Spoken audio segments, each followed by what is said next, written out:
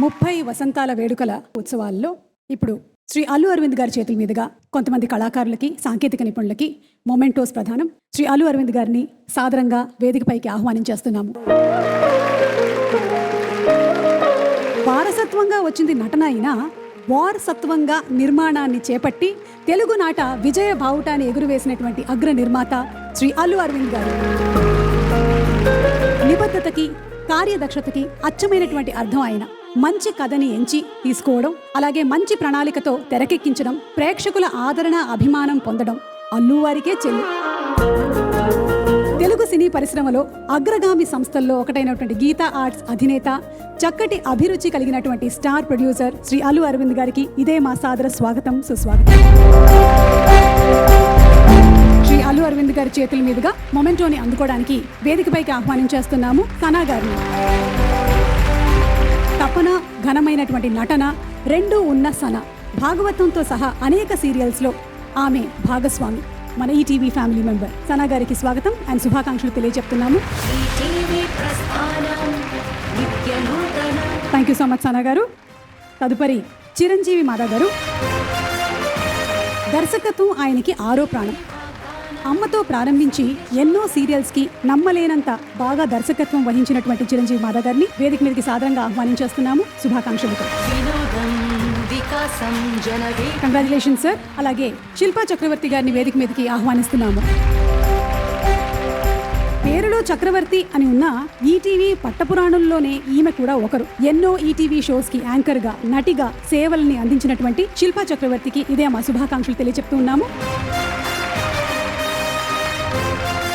Congratulations శిల్ప. తదుపరి శ్రీ శివారెడ్డి గారిని వేదిక మీదకి సాదరంగా ఆహ్వానిస్తున్నాము to receive the memento. ETV comedy గ్యాంగ్లో ముఖ్యమైనటువంటి మెంబర్ మిమిక్రీ శివారెడ్డి గారు. ఎన్నో కార్యక్రమాలకి యాంకర్గా, యాక్టర్గా ప్రశంసల్ని అందుకున్నారు శివారెడ్డి గారు. వారికి అభినందనలు తెలియజెప్తూ ఉన్నాము. కంగ్రాచులేషన్స్ శివారెడ్డి గారు. నెక్స్ట్ శ్రీ జొన్నవితుల రామలింగేశ్వరరావు గారిని వేదిక మీదకి ఆహ్వానిస్తున్నాము టు రిసీవ్ ద మొమెంటో.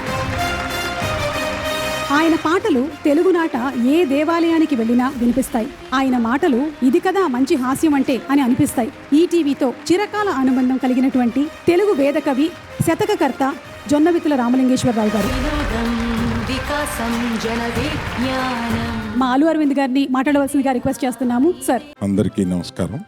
కొన్ని ఎమోషనల్ జ్ఞాపకాలు రామోజీరావు గారికి నాకు మధ్యన కొన్ని జరిగిన సందర్భాలు 2006 నుంచి ఆయన పరమపదించిన సంవత్సరం క్రితం వరకు నేను ప్రతి సంవత్సరం ఆయన్ని కలిశాను. మొదట మేము కలిసినప్పుడు 1.5 hour మాట్లాడి ఆయనతో భోంచేసిన తర్వాత ఆయన ఒక కాంటాక్ట్ నెంబర్ ఇచ్చి ఎప్పుడు నన్ను కలవాలన్నా నువ్వు ఈ నెంబర్కి ఫోన్ చేస్తే మనం కలవచ్చు అన్నారు. అక్కడి నుంచి ప్రతి సంవత్సరం ఇంచుమించుగా ఆయన్ని వెళ్ళి కలిసేవాడిని. ఏంటంటే ఆయనతో కాసేపు కూర్చుంటే చాలు అన్న ఒక కోరిక కలుగుతుందన్నమాట. అంత బాగా మాట్లాడతారు, అంత బాగా చెప్తారు. ఒక్కోసారి నన్ను చివాట్లు కూడా పెట్టేవారు. ఏదో నేను ఒక సభలో మాట్లాడింది ఏదో గుర్తుండి ఎందుకు అట్లా మాట్లాడావు అని నన్ను హెచ్చరించారు. అంటే అంత చనువు ఉండేది. ఒకసారి ఆ చనువు తీసుకుని ఏమండి మీ మీద ఏ పుస్తకం రాయనివ్వరు, ఏ సినిమా తీయనివ్వరు, ఒక వెబ్ సిరీస్ లాంటిదన్నా మీతో తీస్తే బాగుంటుంది కదా అని ప్రస్తావించినప్పుడు నా మీద అటువంటి తీయడం కానీ, ఎవరు పుస్తకం రాయడం కానీ నాకు ఇష్టం లేదు. దానికి లాజిక్ చెప్పండి. మీరు సాధించినది ముందు తరాలకి ఎలాగ అందించటం.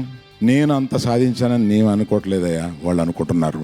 ఇలాగా దాన్ని ఏమిటో ఇప్పటికీ నాకు అర్థం కాదు. నేను ఆయన జీవితాన్ని, ఆయన ప్రారంభించిన దగ్గర నుంచి ఎక్కిన ఎత్తులు, ఆయన ఎలా సాధించారు, ఎలా ఆలోచించారు, ఇవన్నీ ఏదో ఒక రూపంలో ప్రజల్లో కలకాలం ఉండాలి కదా అనే తాపత్రయం.